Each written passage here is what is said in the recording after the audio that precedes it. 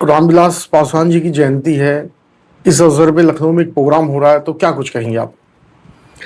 देखिए, स्वर्गीय रामविलास पासवान जी जो हमारी पार्टी के संस्थापक रहे, लोक जनशक्ति पार्टी की स्थापना उन्होंने की, दलित सेना की स्थापना उन्होंने की।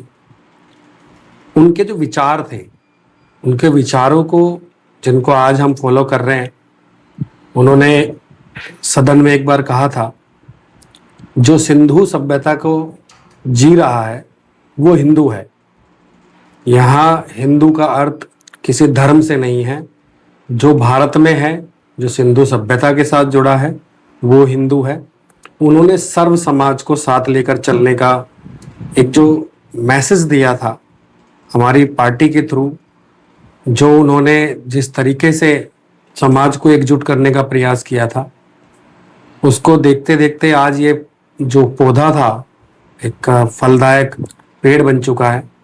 आज उनके सुपुत्र हमारे राष्ट्रीय अध्यक्ष चिराग पासवान जी अपने नेता और अपने पिता स्वर्गीय रामविलास पासवान जी की जयंती लखनऊ में बहुत धूमधाम से मना रहे हैं, जहां नव संकल्प सभा का आयोजन भी होगा।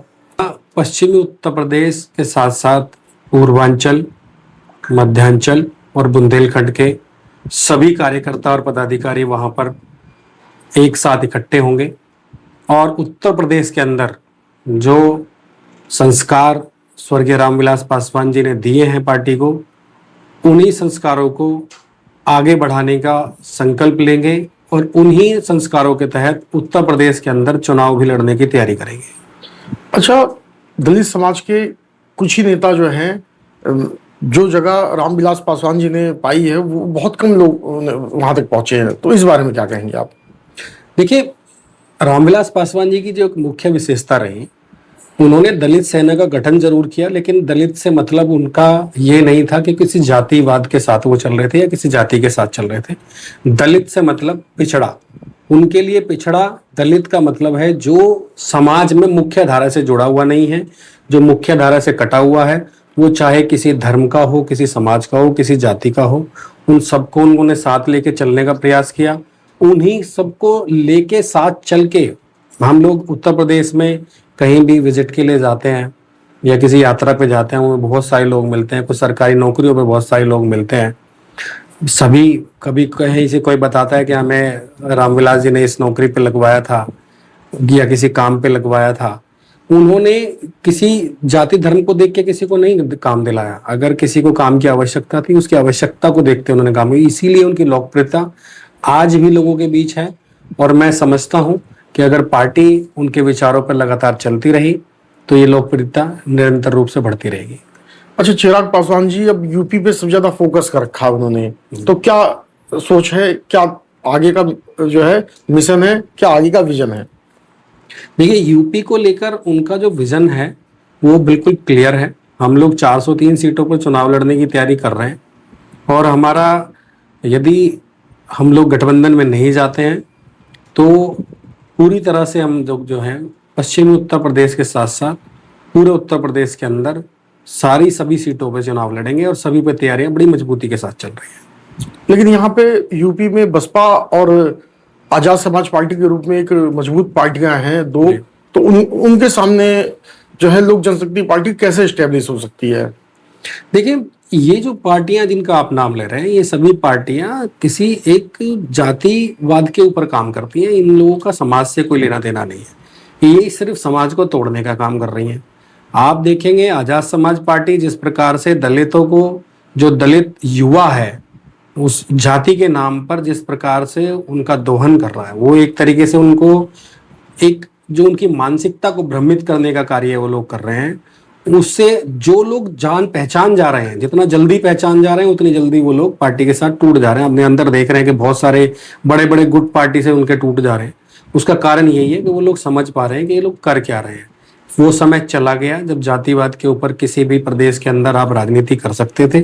आज का युवा सशक्त है, जागा हुआ है, शिक्षक है। उसने जो शिक्षा पाई है उस शिक्षा के तहत, जो हमारे बाबा भीमराव अंबेडकर जी ने भी कहा है, शिक्षा वो शेरनी का दूध है, जो पिएगा वो दहाड़ेगा। तो अब आज का युवा दहाड़ने की तैयारी कर रहा है। इन लोगों की इस जो एक विक्षिप्त जो राजनीति जिस तरह मानसिकता के साथ ये लोग कर रहे हैं, ये चलने वाली नहीं है। और बसपा का भी आप वही देखिए ना, वो तो पहले दिन से ही दलितों के साथ काम करती है, दलितों के नाम पे काम करती है। उन्होंने भी कभी समाज को जोड़ने का प्रयास नहीं किया।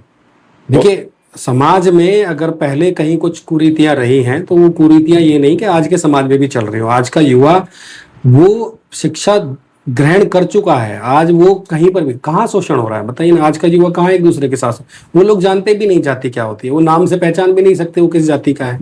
अगर किसी को किसी का नाम बता दिया जाए तो उसके सरनेम से पहचान भी नहीं सकता वो किस जाति का है। तो ये जो नया समाज हमारा आज बन रहा है, इस समाज को खराब करने का काम ये लोग कर रहे हैं। तो लोक जनशक्ति पार्टी कैसे अपने आप को स्टेब्लिश करेगी यूपी में?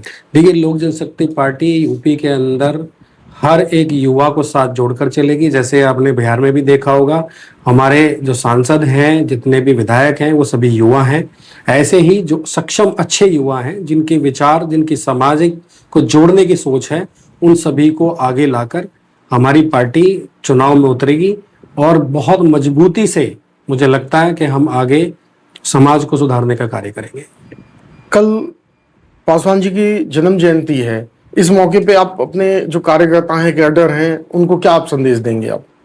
देखिए, मैं सभी अपने जो मेरे शीर्ष नेतृत्व में जो पदाधिकारी हैं, जो मेरे कार्यकर्ता बंधु हैं, मैं सभी से आग्रह करूंगा, हमने जो एक लेगेसी मिली है हमारे नेता से, स्वर्गीय रामविलास पासवान जी से, हम उसको आगे बढ़ाएं, उनके विचारों को आगे बढ़ाएं, इस समाज को एकजुट करें। वो एकजुट करने के साथ साथ इस समाज में विकास की ओर ध्यान दें, समाज को जोड़ कर चलें।